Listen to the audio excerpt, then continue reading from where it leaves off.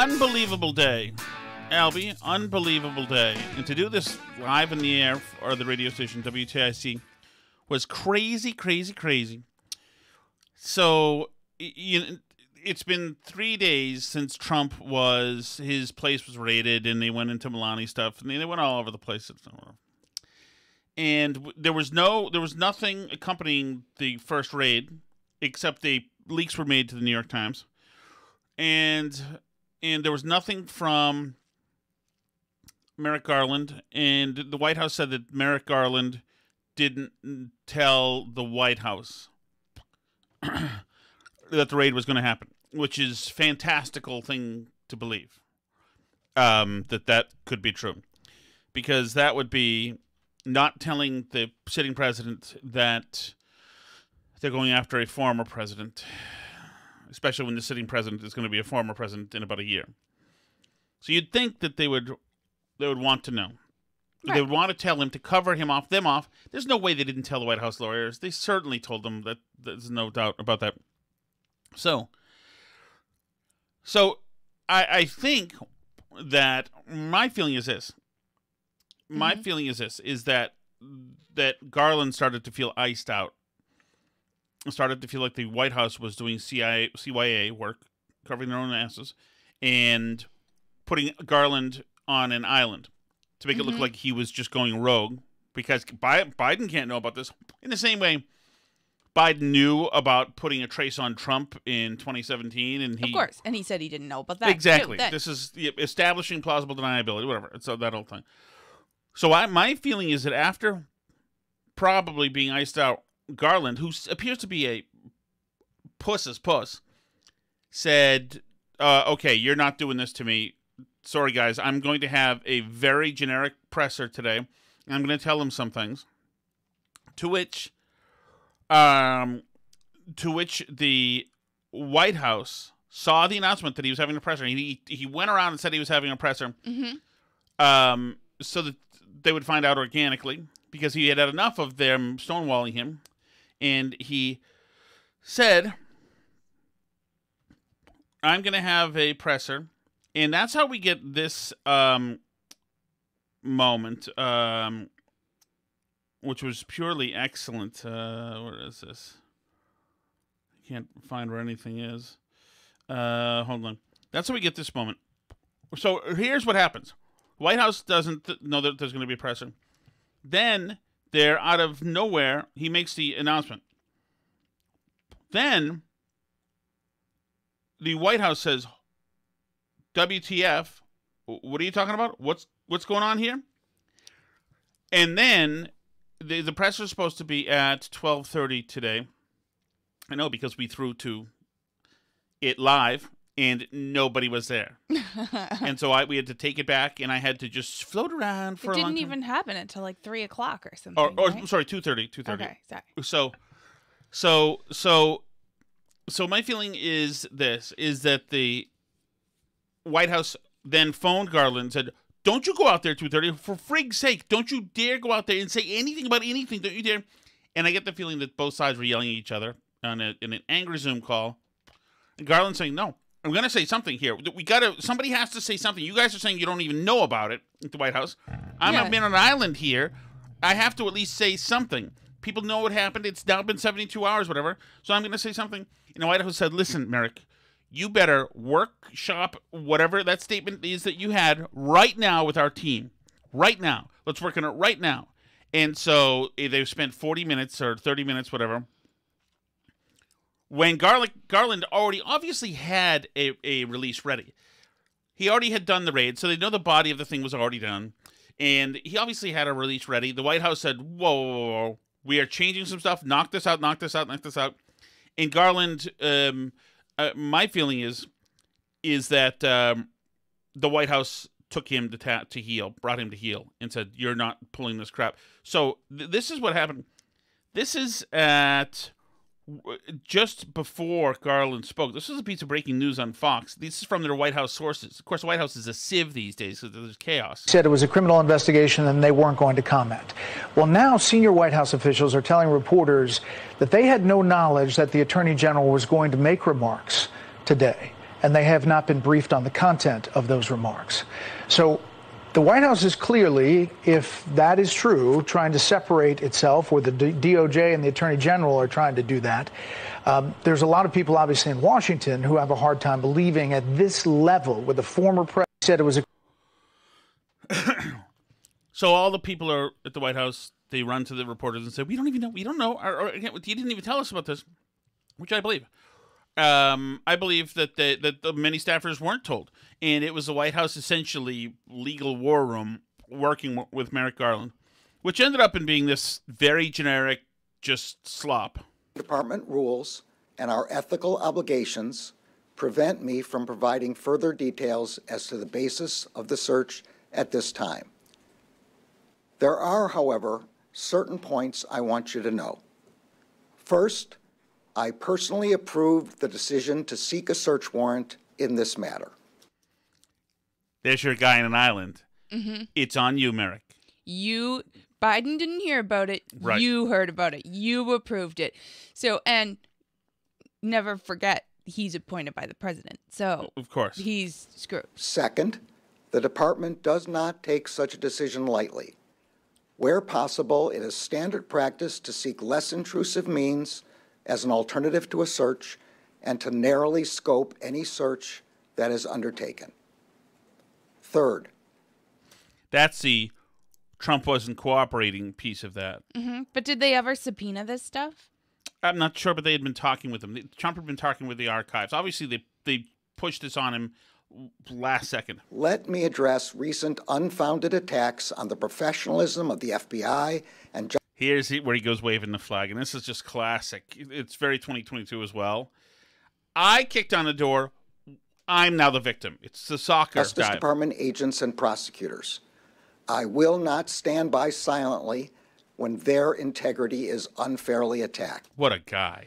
My goodness. The poor FBI. Where do we find men like Garland? Unfairly maligned.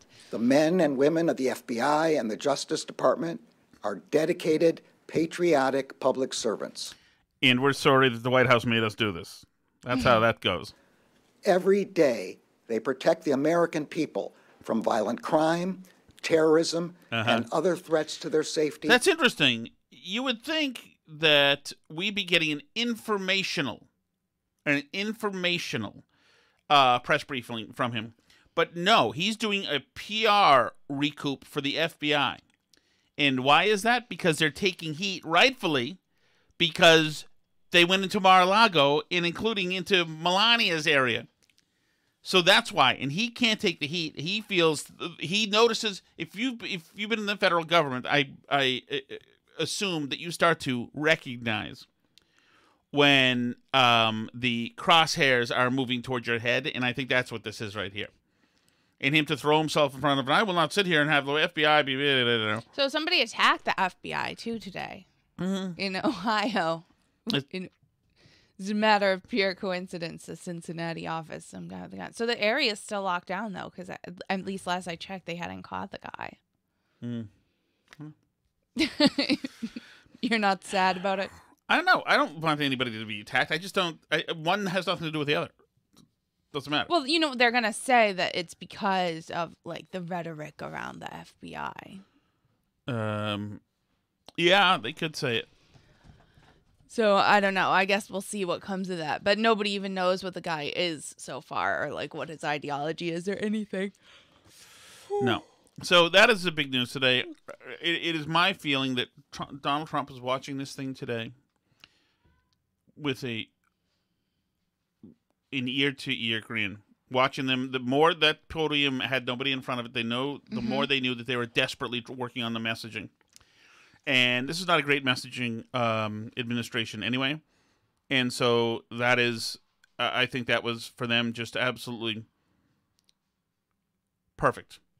Perfect. I don't know what they're going to do with this at this point. They've put Trump into the sole front runner status at this moment. Yeah, possibly on purpose, in my opinion, too. Do you think they're that good? They do it by going into Mar A Lago?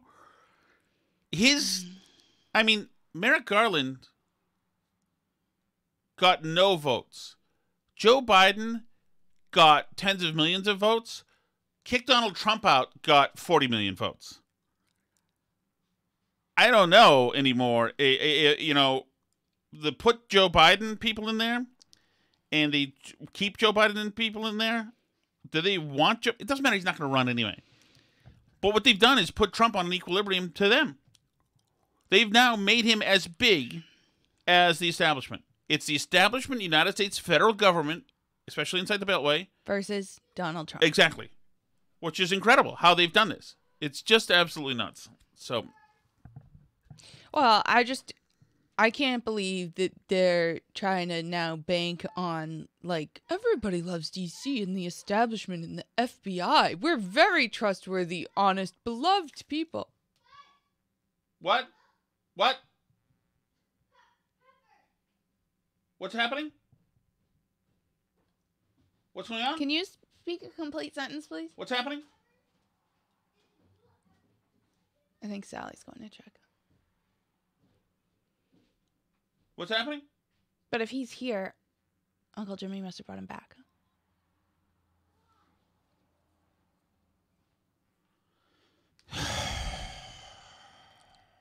We'll find out in a second. Sally's going to check on it. Meanwhile, this could be a shorter one than last night if 2 more things go wrong. Nothing went wrong yet. Meanwhile, the NPR says new COVID-19 guidance from CDC focuses on individual decisions. Those exposed to the virus are no longer required to quarantine. Unvaccinated people now have the same guidance as vaccinated people. Students can stay in class after being exposed to the virus. It's no longer recommended to screen those without symptoms. That's funny. That's almost like what a lot of people had been saying for like the last 2 years. Right. Which is, this thing is over. Has been for some time. And what do you want to say at this point? And everybody's going to get it. There's not really a difference between vaccinated and unvaccinated people for the purposes of spreading it. And this is not a useful thing for all of us to be spending our time and energy on, and to be putting kids out of class for, and for businesses to be keeping employees home for, and all of that, right? Like, if you're sick, stay home. If not, then go where you need to go, do what you need to do, and live your life, because we can't stay inside forever on this one, you know? So, I mean, props to them for getting there eventually, I guess. But it is interesting, this coming out of the CDC now. I mean, like, do you think that part of this is a push for Biden to be able to say before the midterms, like, that he fixed COVID now? It's officially fixed and done? I guess so. At this point. I'm not even sure. I mean, these exercises still, you hear about them, and you still have people saying that it would be better. People are still mask obsessed. And oh, yeah. Or, you know, I haven't even like looked at this tweet yet, but I can almost guarantee that in the comments of this tweet are going to be a bunch of people losing their minds because this is so unsafe. Somebody replied, so basically we should go F ourselves. Literally going back to listening to public health departments in other countries. The CDC just said wear jeans and a cute top. Additional updated guidance based on the fact that YOLO. You'd think the CDC might understand there's no such thing as individual levels of risk for a highly infectious disease. That's why the concept of quarantine exists. This basically says act as though the pandemic is over. So there's a bunch of people that aren't ready to let go. And many of them are on Twitter, apparently. So, you know, it doesn't matter. The science has said this for a while, and I kind of feel like the CDC and other, like, big groups have been trying to find a way to ease the message into people that it's okay to relax. And, like, what with the president getting COVID and being totally fine and everything else, you would think that people would be ready to, like, loosen their death grip on COVID protocols a tiny bit. But there are a whole bunch of people out there who still aren't mentally okay, who are, like, so brain damaged they can't physically go back to normal. right, they're hysterical and they're obsessing on things and all that kind of stuff. Which brings us to Florida's Don't Say Gay law fuels anti-LGBTQ hate online. This is the AP, David Klepper. Research that analyzed social media posts finds that hateful references to gays, lesbians, and other LGBTQ people surged online after Florida passed a law that bars instruction Let me guess, the word groomer was included. Right. References to pedophiles and grooming rose by more than 400% in the month after Florida's Don't Say Gay measure was approved, according to a report released yesterday by a Human Rights Campaign, one of the nation's largest LGBTQ. The measure, passed by the legislature on March 8th, was signed by DeSantis on March 28th. Critics have said the law sends a hateful message. Really? So this is not a real... This is an AP piece. It shouldn't really be an AP piece. It's really rubbish. If you're against the anti-grooming bill, you are probably a groomer, or at least you don't denounce the grooming, Pushaw tweeted. Christina Pushaw of DeSantis' office. Mm-hmm. Pushaw, of course, saw that this was happening and fired back, not surprisingly. This goes to what you were saying earlier. Pushaw says, here's my statement to American Pravda, that's AP. I expressly instructed the journal activist to print it in full. Of course he didn't. Last time I ever talked to the AP. Lose my number, David. Here's her full statement. Florida's parental rights in education law prohibits classroom instruction on sexual orientation and gender identity in kindergarten through third grade. We are talking about 5 to 9-year-old children. Opponents of the law, by definition, support adults talking to young children about sexuality and gender ideology while keeping those conversations secret from the kids' parents. I cannot think of a more politically correct word for an adult who advocates for instructing young children about sexuality and gender theory while concealing that from the child's parents. If there is a polite word for such behavior, I'd use it instead. There are groomers of all sexual orientations and gender identities. My tweets did not mention LGBTQ people at all. Yada, yada, yada, yada, yada. So that's how that goes. And just to the point of these people are not willing or interested in writing about the truth. They are just simply activists. Mm-hmm. And that is it. And with that said, Alice, I'm ready to go to the chat. Can I? You may do whatever you like. Story? I'm going to take it easy over here. Okay. So I just wanted to kind of get into this little story jumped out at me. It's not an important story, but it's an interesting microcosm of everything that's happening right now. So this guy, Robert D. Wyde, I don't know exactly what he is, but he was at the American Sociology Association conference. He's a formerly incarcerated person, and he was being a part of a panel on incarceration, and I assume how it does whatever for inequity or something. But anyway, he critiqued this woman, Brittany Friedman's book that she was writing about BGF, which I guess is this group, Black Guerrilla Family. Have you heard of this? Yeah. No. I don't know. It's some group. And so he critiqued her book. What complicates this is the fact that she is black, and she's writing a book on the Black Guerrilla Family, and he is white adjacent, apparently. Mm-hmm. So he was told by the American Sociology Association that he was kicked out of the session, and that his panel he was not going to give his panel on incarceration anymore, even though he had been incarcerated because he had been harassing a participant of the conference. And so a bunch of people went wait, he's a scholar, he's formerly incarcerated, he criticized somebody's work and he's kicked out now. What is this about? And Brittany Friedman, who on Twitter goes by @CurlyProfessor, goes, before we speak about things we were not present for, I was the black woman that was attacked and degraded publicly by this man who used his white adjacent privilege to overpower me and weaponize his formerly incarcerated status to claim victimhood. This is absolutely offensive. This man has a history of harassment and intimidation to the extent my university is investigating and trying to protect me. Please do not create news stories. Harassment and abuse is not for your entertainment and your rumor mill. This is not academic drama. It is abuse.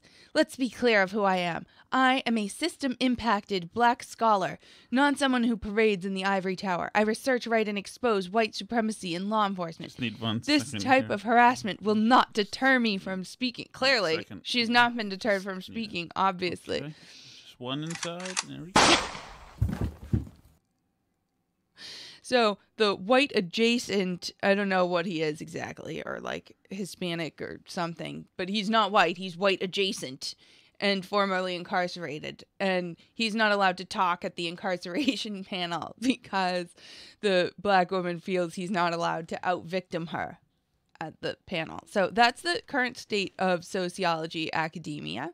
And in case you're wondering why our kids aren't going to go to college, that's why. Correct. What is so what are we allowed to have with our exactly weighed amounts of steak? What are we allowed to have tonight? 2 cups of vegetables, also precisely weighed. Oh, not bad. It's and some healthy fats along with them. What's that? Like I have some approved mayos. There's approved mustard there. Delicious. There's approved Delicious. barbecue sauce. We need to get those numbers there. tomorrow to send them to the people to see if they want to be in a podcast. Yes, of course. And yeah, I was thinking today that this little project of this diet gives you It's not a diet, Alice. Sorry. This little project of this new lifestyle that we're embarking upon probably gives you a little bit of a tiny peek of what it would have been like to work on a group project with me in middle school or high school. Yeah, it sure as frig does. This is why you had the tea parties with you and 11 stuffed animals around the table. I am not going to No fail real the project people. because somebody else Freaking nerd. will not I'm weigh trying the to- steak. I'm trying to have a real steak, and she's saying, "You just kind of 1 more ounce over here, running. You're Hermie from Rudolph." Oh, your molars. I don't want your molar. Okay. You can All go right. to To the the chat for. Thank God for you guys. Let's get. Let's get. Why? purge You're out- going to disappoint people for having a short show, you know. I am out of stuff. My effing mind is out of stuff. Unless you want to talk about like favorite colors, Alice, or that's why I'm going to the chat. We've got a handful of messages here. I think we can make those into better content than talk about what's in the secret affidavits in Merrick Garland, which I've been talking about for 46 hours. I just don't think there's that much to say more about it. At Merrick Garland, Trump has the stuff. Lawyers, Mar A Lago, Merrick Garland, Biden, they don't know anything to do. I don't know what to say. I'm out of stuff. Okay. Until there's more stuff to say, I don't know what to say. There's not much. I mean, we'll make content out of this. Right now, I could easier make content out of a napkin than talk about Merrick Garland anymore. He's a bland, awful, calcified excuse for a human being. Do you think he's still mad he's not on the Supreme Court? Mm-hmm. Yes, absolutely. All right. How? Me great Wampanoag Sage of Metacom. Oh. Me hunt paleface shaddocks. Uh-oh, not Easy funny. hunt. Shaddocks slow. Big target. Not too bright. Not funny. Hopefully end great shaddock plague upon land. Yeah, there was a shaddock plague upon the land, but unfortunately Yeah. it didn't work out that way for Well, we got a few of Metacon. yours, too, Metacon, dickhead. If I ever knew one. I hate Metacon. He is such a jerk. Metacom. Doesn't matter what he is, Alice. Doesn't matter. King Philip. Let's, you know what? I've had problems with Phillips in my life, too. Not Philippe's. I know a couple of Philippe's. Theirs are fine. With Phillips, I've had a couple problem. We had a boss named Philip. We got him fired, actually. I went to HR. Man. All right. Let's see. Hi, this is Hi. Anonymous from an undisclosed location somewhere near Merrimack. Am I the only guy out there who got a Chris Matthews-style thrill up his leg when we found out that Melania's underwear drawer was part of the investigation? I gotta be honest, fellas. I want to be a junior G-man now. Panty division. I want a badge and everything. Okay? Please don't judge. Thank you. I'm not going to judge. I understand what he's saying totally. She's a supermodel. I mean, what are you going to say? Come on now. Not only I'm not for going through any of the stuff. That's Steve. That's a Merrimack thing, obviously. But I mean, there's imagery there. That's all you need. It would be wonderful if there were any closed circuit stuff of feds messing with her stuff. Well, you know what a bunch of psychotic liberals on Twitter, what the big conspiracy theory is that they all want the FBI to do next? No. Have you seen this? They're convinced that there was a secret plot that Trump hid a bunch of classified materials in Ivana's Not Ivana. Ivana. Oh. Ivana's coffin. Oh, yeah, Ivana. Oh, that's what that is. They Oh, want that's to where go. that came from. I couldn't Yes. believe it. That's what a bunch of people want to go exhume her coffin and check and see, make sure Trump didn't hide any classified documents in there. So this is Nancy Lee Grahn, who is from like soap operas or something. She tweeted, "Dear FBI." So she literally tagged them in because she thinks she's giving them like a really good tip here. "Dear FBI, I know you don't need advice from a soap star, but having been in 10 or 10K implausible storylines in my 37 years, may I recommend digging up Ivana?" Clearly, fantastic. it didn't fantastic. take. It didn't we should take, have started with this. This is fantastic. Clearly, it didn't take 10 pallbearers to carry a liposuction 73-year-old whom he thinks was worth her weight in classified docs. Aha. So exhume And her. a bunch of other people. Wow. You were a genius. The day of the funeral, I saw about 10 men struggling to carry an urn with a handful of ashes, and I told myself that coffin is made of steel, not knowing it could be something else. Everything seemed suspicious. Now, after your observation and suggestion. So a bunch of psychotics on Twitter have decided that there's something to this. Right. May I say, this is a brilliant tweet. There's something wrong with this whole situation. Why would Trump bury his first wife on the first hole of a golf course that he owns, other than tax implications? This whole thing stinks. Oh, fantastic. She was cremated. 10 pallbearers carrying a heavy coffin. What was in there? Why bury ashes in a coffin? Oh, that's fantastic. You can have a headstone and hurry the ashes in some other container and still have a stone memorial for her. Or let the kids have some to spread or keep Can as you a imagine wish. him Godfather like Brando going to the Undertaker, the embalmer, and it's like, I need you to take these boxes and put them in the. It's my Brando, but yes. Oh, that's great. That's great. They really think this. It's never enough for them. Well, but also, like, doesn't that involve like 46 bizarre steps? All right, now hear me out, guys. Hear me out. We go to the embalmer. We ask him if he doesn't mind lining the huge coffin with all the secret stuff that says top secret, and then burying it. Yeah. Why don't you shred it? Nope. In the coffin it goes.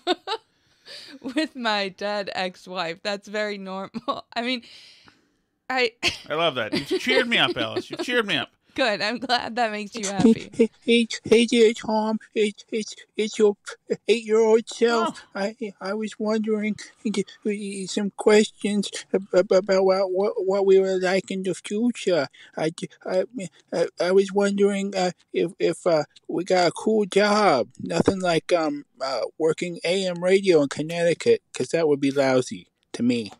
And then do we live in a mansion? You know, or even a houseboat, not like an old house covered in lead paint. And then finally, I was wondering if we married a babe. Okay. Well, I gotta go. We found Dad's Hustlers. Gotta go. Bye.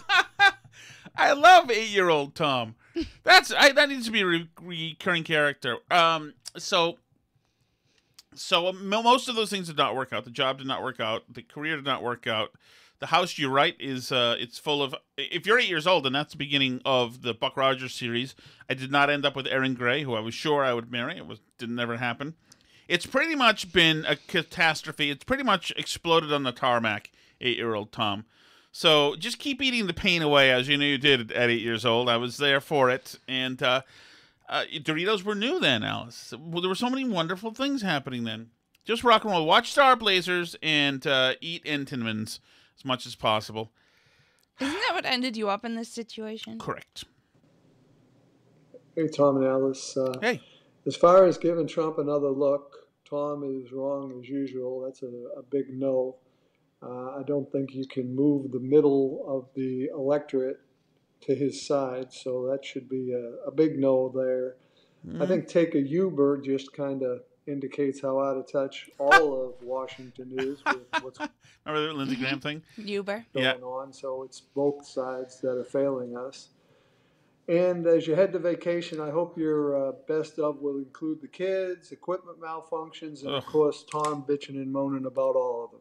Have a great vacation. Thank you so much. We're not going on vacation quite yet. That is the not week before Labor Day. Right, week before Labor Day. You're going then. But thank you very much. You know, so the Trump moving people in the middle, I know it seems like a crazy task, but I mean, we've got seismic stuff happening right now. Things are changing so oddly. You need a soft Biden turnout in places, a soft whoever turnout in places. And the dynamic is changing. Trump is being rebranded right now. By them. By them, yes. Because the guy gets double sixes all the time. It's just like, what happens? Okay. You were saying? Was that it for calls? No, you were saying something.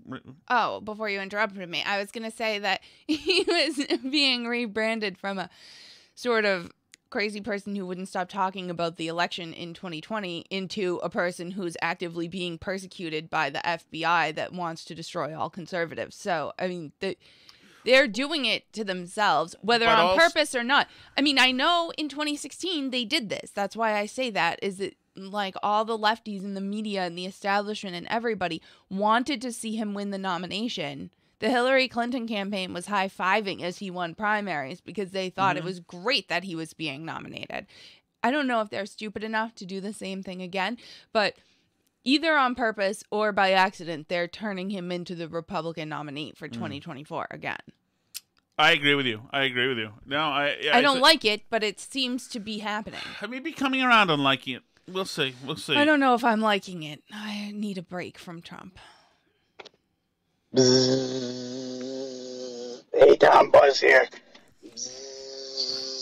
Try jiggling that wire. No? Jesus. How about adjusting that dial? Freaking. Still nothing? Talk to you again tomorrow.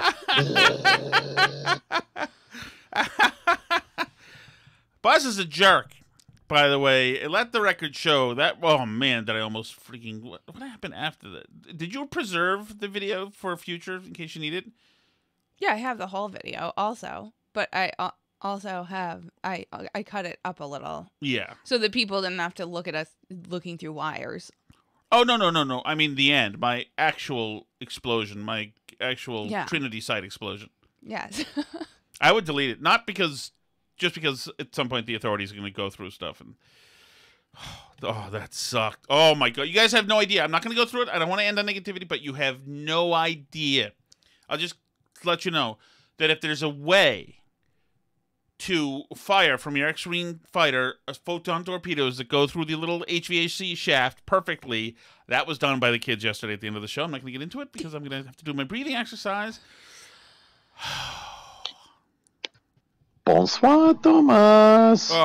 Do not think I forgot about you. Lionel. This weekend, if I see you in the village, I'm going to spit on your back and tell you that it's the rain. Ciao, ciao. Freaking Lionel. So many jerks today. Lionel, the Buzz. Who are the other ones? A couple of them. I don't know. Oh, I do look for Lionel now. I'm ready now with my speech, and I think I'm quicker and stronger, so I'm ready to roll. Let's go. Frenchie jerk. Oh, we're not. We have way too much time still. That's what I was telling you. Is you were going to disappoint people if you stopped the show there. You know what? Oh, here's another one. No, it's not. That's Lionel again. You're right, Alice. That's a great point. I yield the floor. Ron DeSantis is in trouble because he's unveiled a new Florida license plate with a Gadsden flag on it. I saw that. And he did that a little while ago, but NPR has a big piece out about how the Florida license plate has reopened the debate over the Don't Tread on Me flag. Was there a debate about the Don't Tread on Me flag, or is this just something they've invented right now? It's just fascinating how much of national media is focused on a Republican governor. Yeah. Everything he does, the Gadsden flag license plate. Aha. Step A equals D. D equals racist white supremacist revolution. Starts with step A. Although Trump went through the same exact stuff, and we were told with a straight face. Remember one of the pro-Trump things had a sheriff's star, and people said with a straight face, "That's the Star of David. That's anti-Semitic. That's an anti-Semitic trope." Man, it was all BS, but you had to take them seriously. That's very serious. Now we're getting the same thing. The people who were going to very soberly read the Mueller report are saying, people who said, you just can't get FISA warrants, they're very hard to get, are now saying documents that belong in the National Archives, these are national security risks. Yeah, that's why they waited 2 years to come get them. It was such a national security risk that they waited until right now. But yeah, NPR is writing, the imagery of the Revolutionary War era Gadsden flag dates to Benjamin Franklin, but has for many come to symbolize a far-right extremist ideology and the Stop the Steal movement that sought to overturn the 2020 presidential election results. The state can't claim a lack of knowledge about what this image represents to most of the public, says Rachel Carroll Rivas, Deputy Director of Research and Analysis for the Intelligence Project at the Southern Poverty Law Center. Oh, God. She says it's become clear that the flag has been used for some really awful causes, most notably the January 6th insurrection at the U.S. Capitol, where violent protesters attacked police as part of an effort to overturn the results of the 2020 presidential election. Carol Rivas compares it to a similar controversy over the use of the Confederate Stars and Bars flag on license plates. In 2009, the group of Confederate Veterans, Inc. requested the flag on a specialty license plate, but Texas refused. The veterans group sued, and the case ultimately went to the Supreme Court. In a 5-4 decision, the court held that such specialty plates were government speech, and therefore states have a right to pick and choose what goes on them. So it's an anti-British colonial symbol, which you'd think the left would like because they're all about hating on British colonialism all over the world. But then came the Tea Party movement, which adopted the banner in 2010 as a sort of catch-all symbol of disgust with government. Since then, it has gone on to become a symbol for anti-government groups and individuals. Extreme or not, First Amendment scholars such as Eugene Volokh of the UCLA School of Law says the Gadsden flag and Don't Tread on Me motto are legitimate and protected speech, whether they are on a flag waving inside the besieged U.S. Capitol or on a license plate heading down a Florida highway. Trump, I'm sorry. If you don't really have something, I do have something. No, I do. else, I just am noticing on Twitter fight people defending Karine Jean-Pierre and Biden yesterday, saying that inflation is at zero, and saying yes, it is at zero. Matt Iglesias says can't believe the Biden White House claimed there was zero inflation in July just because when the July inflation data came in, that's what it said. And these people are wrapping their minds around. This is Matt Iglesias. Sure was hot in July, not if you average in the previous 11 months. Look, it's just 1 month. Maybe in August or September or October, prices will go up a lot again. But year-on-year inflation is just a concatenation of months. We already knew the prices rose a lot in the previous 11 months. The new information was about July. They said there was no inflation. That's it. Yeah. So if you call July the new normal and say this equals 9.1 equals no inflation, then yes, 8.5 is also no inflation. Yeah. That's fine. Everything's fine. It's fine. I yield to you again, Alice.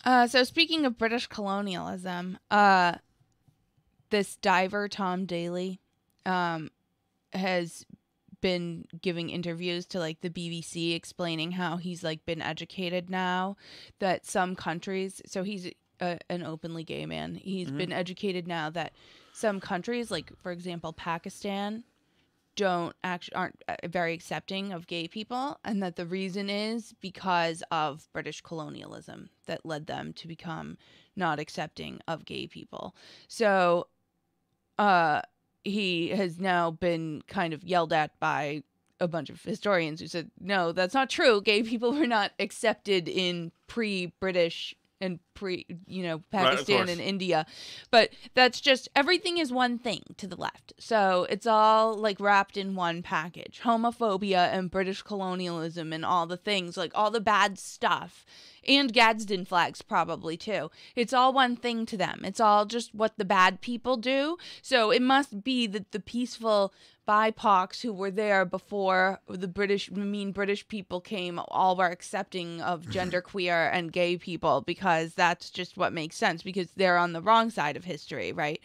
So I don't know. I just thought it was so interesting, like that the left only has like one narrative in their head, and everything has to be like smushed to fit into it. It can't just be like, oh, I discovered that people in Pakistan like weren't very nice to gay people. It has to like somehow be about white supremacy too.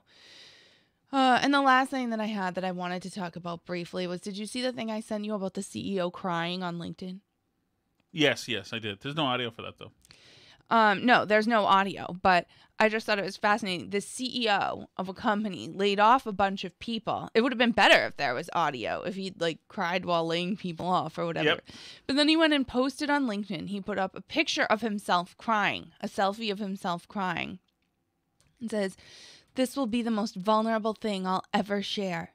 This is Braden Wallach on LinkedIn on Tuesday. "Days like today, I wish I was a business owner that was only money driven and didn't care about who he hurt along the way.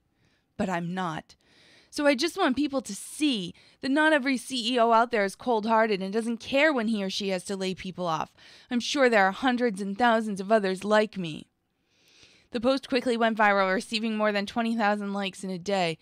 But some, while they celebrated his vulnerability and willingness to own up to his past mistakes, others called the post cringeworthy and tacky and criticizing his decision to center the news around his own experience. He told Motherboard, that's this magazine, over the phone Wednesday that the company had laid off 2 employees on Tuesday evening. He performed one of the layoffs, and his girlfriend/business partner laid off the other employee while he watched. That's great. A few hours later, he posted to LinkedIn in hopes of showing the emotional difficulties leadership faces when companies go through layoffs. But imagine being like, "I wish I were one of the people that only cared about money and didn't care when I laid people off. Wish I could be one of those. Instead, I'm so vulnerable. It's so difficult for me when I have to lay people off." Albie, guys, thank you very much. Everybody is great. I appreciate it. I'm sorry. I am out. I'm out. You have to warn people there's an extra half a show after the Shat Chat because some people leave at the Shat Chat. That's right. Don't leave after the Shat Chat if you're going to the end. 15 more minutes of the show after the Shat Chat. That's right. We dove towards home base and only got 10 feet down there. I told you not to start the Shat Chat yet, but you didn't listen. It's out of stuff, dude. Well, I had stuff. That's why you have me. Well, you just start with the stuff from now on. You just roll. Well, and let me put my head in the table for a bit and I'm done. I'm dead. Okay. Well, DED. You know, it's okay, honey. It's okay. You can always leave us chat messages at burnbarrelpodcast.com. Write us a review on Apple Podcasts. Write us an email, burnbarrelpodcast@gmail.com. Thank you, Alice. You were nice. You were nice today for a change. What do you mean for a change? Sometimes you're not as nice. I'm just kidding. You're mostly nice. 2 more hogs got the fever.